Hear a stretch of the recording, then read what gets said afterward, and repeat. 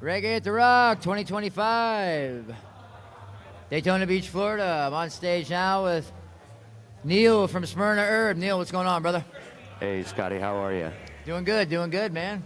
So, how's the energy been? So, I know you just got here, but how's the energy seem like at Reggae at the Rock so far, man? What do you think? Good vibes. Everybody's got good vibes out here today. Good vibes. Heard that, man. So let's get to the band origins real quick. For anybody kind of just discovering you, kind of just tell us a little bit of the backstory of Smyrna Erb and how you got the name. Well, it's a band that we all originated from New Smyrna. And really the band name came from a vote, even though it had to do with my last name. Right, yeah. So the band voted for it. I voted for, something, it was, elliptical skies or something right. like that. And they didn't go for that. So they wanted Smyrna Erb, and so that kind of stuck. That's actually a great name, dude. You know what I mean? It fits for a reggae band. Oh, yeah. 100%. Oh, yeah, let me mention I'm in the band, too. So it's pretty awesome to interview your own bandmates. Pretty cool. So I know that you've been into the reggae music for a long time. When did you get into it, and what was the vibe that actually pulled you into reggae music? I'd have to say probably like Sublime, of course, is something. But I've always liked Peter Tosh, Bob Marley, of course. Barrington Levy's a real big favorite. So that always had stuck with me, since I was young. And really, I played a lot of blues when I was starting out, playing with blues and rock, and realized that kind of wasn't my vibe, and that's where I kind of went full-on reggae. Nice. So you played actual blues guitar and rock and roll guitar and stuff like that? Yes. That's cool, man. Yeah. Were you in any bands, like rock bands or anything? Yep. Nice. Yep. I did not know Mr. Neil Erb to be in any rock bands. That's pretty awesome, dude. Hell yeah, man. So, if somebody walked up to you and said, all right, so you're in Smyrna Erb, go ahead and describe the sound of Smyrna Erb. How would you describe it? I guess we'd try to throw back like a beach vibe. Right. Coming from my own Florida town, Yep.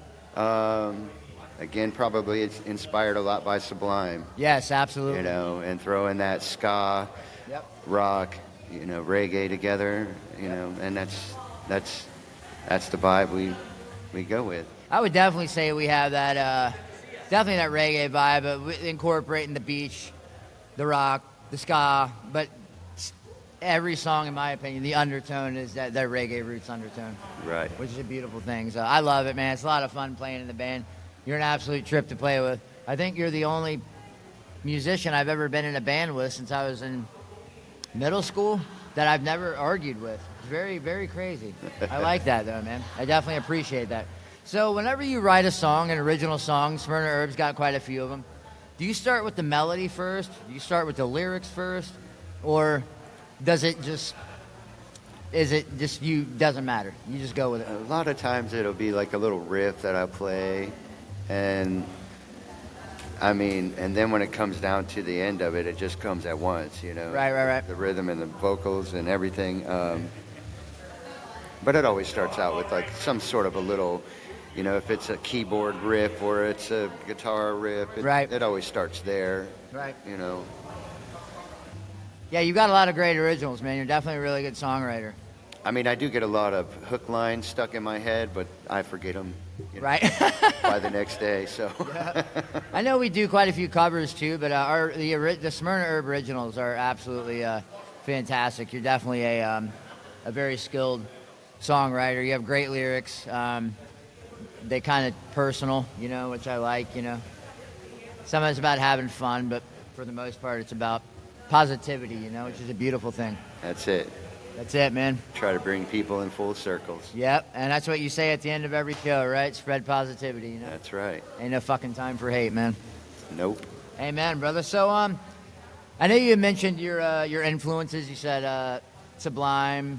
Is there anything outside of music that influenced you to write music the way that you write it today, like an artist or an author or maybe like a spiritual belief or anything like that?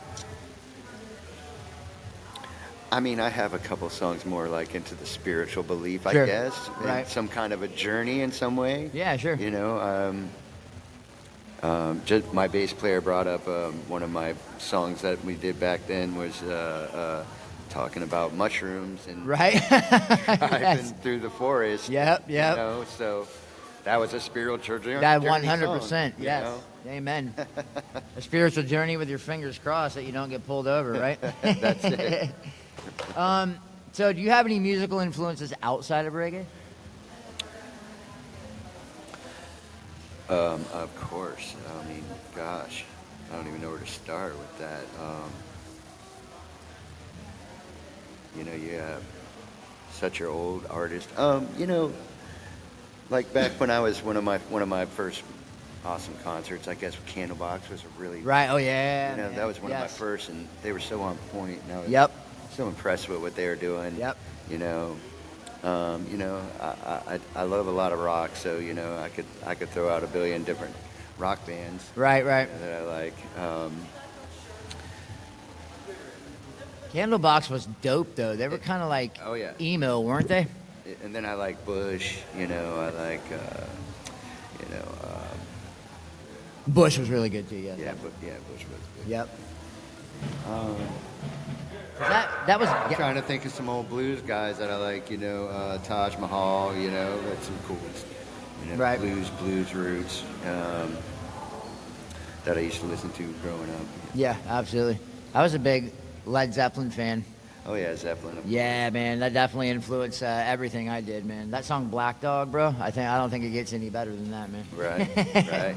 Yep, 100%, man. So, are you working on anything new right now? Any new singles? Any new tracks coming out? I do have a new song that I'm trying to get out here very soon. We just got to get into the studio and get it knocked out. Yeah, that's what we've already played. That, right? Yes. Yes, absolutely. I am in love with that song, man. Yeah, man. Played it, but then I realized it was a new. I was like, "That's a new song." You're like, "Yeah, that's a new original." And I was like, "That's absolutely fantastic, man." Yeah, it's a great song. I can't wait to get that recorded so people can hear it, man. That's it. So, I know you got a lot of fans. Has there ever been like any time when you've been on stage or any time after when a fan has come up to you and said, you know, they really connected with your music and thank you so much for doing what you do, you know? Yes. I get a lot of that. Yeah? Yeah, I do. You know, people do stop, want to chat. Yep. Thank me for what I'm doing, even if it's, you know, not what they don't even know what I'm playing, but, Right. you know, they're still happy for the vibe. Absolutely, man. I think that's what it brings more than anything is the positivity vibe, and they're thankful for that. Yes, You know? absolutely. When you can bring a positive vibe into somebody's life that might be going kind of crappy, you know, they might be having a bad day, you know, and then you can play that song that Yeah. gets them in a good mood. Yep. Yep. Uplifting. That's it, man. That's what it's all about. Upliftment is a beautiful thing, dude. Awesome, man. So, kind of a serious question. As far as reggae music is concerned, how do you see its role being valid in the world today with everything that's going on? Because we both know that politically, religiously, there's wars going on. People are always fighting there at each other's throats. How important do you think reggae music is in the world today and getting that positive message out? You know what I mean, to people? Well, I think it's very important. Amen.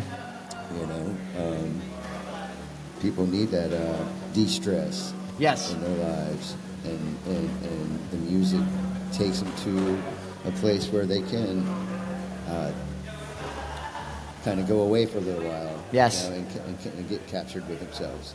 Absolutely. Kind of an escape, you know? Yeah, exactly. Yes. Actually, that's what I tell Kira whenever I'm playing you know, with Smyrna Erb. I'm up there on my drums. I have no stress. I have not a care in the world because it's about me having fun. and my drums and reggae music, and I'm playing with musicians that I like, and it literally takes whatever pain I have away for that moment. Yeah. And you can't put a price tag on that, you know? No, you can't. Absolutely not, man. It's a beautiful thing, dude.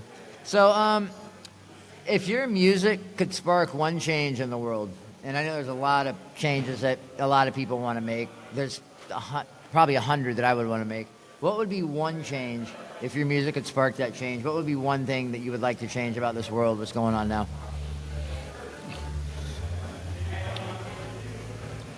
Everybody stop fighting. Amen. You know what I mean? I do. Really, everybody's just at war with themselves, and everybody can be about themselves, and it shouldn't be that way. We should all be together because we're all human on this one planet. Yep. We all bleed red, and we're all 98.6 degrees. That's right. Yep. We're all the exact same, man. Right on, 100%, man. So